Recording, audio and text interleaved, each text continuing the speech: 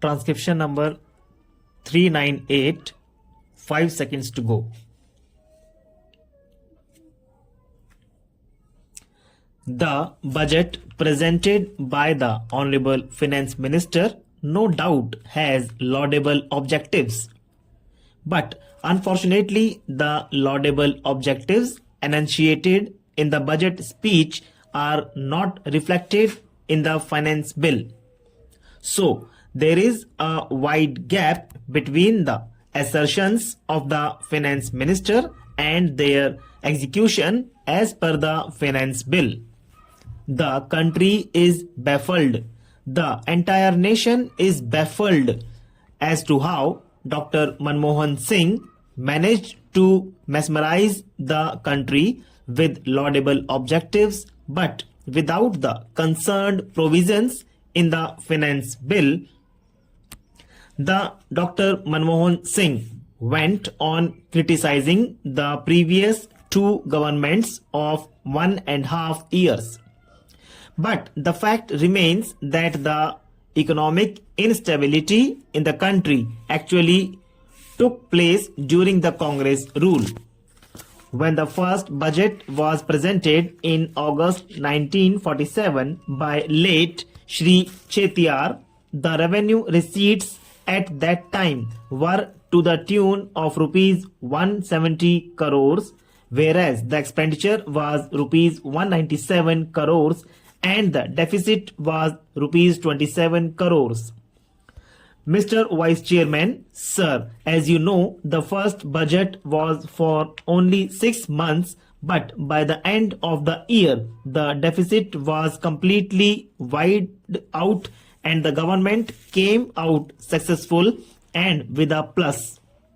In the present budget, the total expenditure of the government is rupees 1,19,000 and odd crores.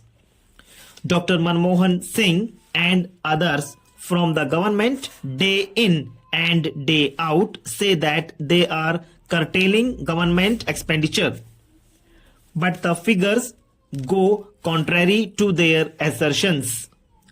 When the colonial rule ended in 1947, the entire government of India was working only in the North Block and in the South Block.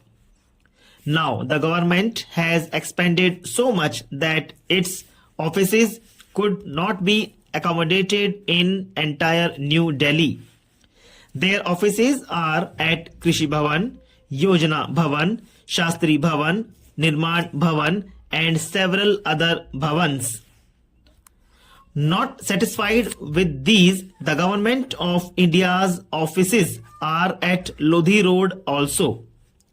Not only this, the government acquired even the private houses and private buildings in Delhi to accommodate their offices. So, the total expenditure of the government is going up. When we look at the figures in the expenditure budget, what is the total expenditure of the government on establishment and salaries? Sir, it is a fact that there are more than 43 lakhs of people working in the government of India alone.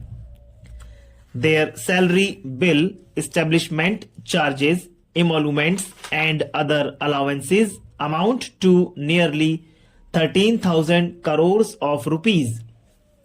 If the pension bill is also added, it amounts to nearly 16,000 crores of rupees. It is the government of India's alone, and when we take the state governments, establishments, local bodies, aided institutions and the public sector undertakings, there are more than 2 crores on their payrolls and the total expenditure involved in it something around 45,000 crores of rupees. Local precious has been done to reduce the expenditure of the government. As for the figures of the non-plan expenditure, when compared to the last year's budget, the non-plan expenditure went up by 4,400 crores of rupees. If we calculate the government of India spends something about rupees 165 crores per day and rupees 16,500 per second to run the show. This is on the expenditure side alone. And to meet this expenditure, the government resorted to higher taxation, and thereby the taxation has gone up, and subsequently the revenue receipts went up. The revenue receipts account for 76,000 crores of rupees roughly. Not satisfied with this, the government goes in for borrowing money both internally and externally. The total debt burden of the government of India is roughly about 4 lakh crores of rupees. The debt servicing, and that is the interest payment, alone amounts to 32,000 crores of rupees per annum. So the per capita debt in India is rupees 4,200.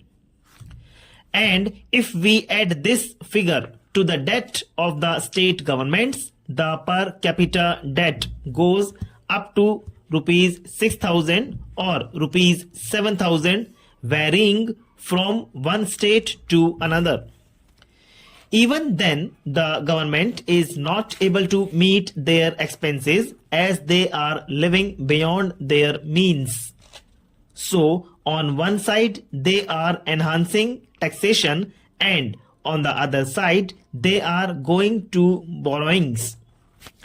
As the money is still not sufficient, the government has resorted to deficit financing.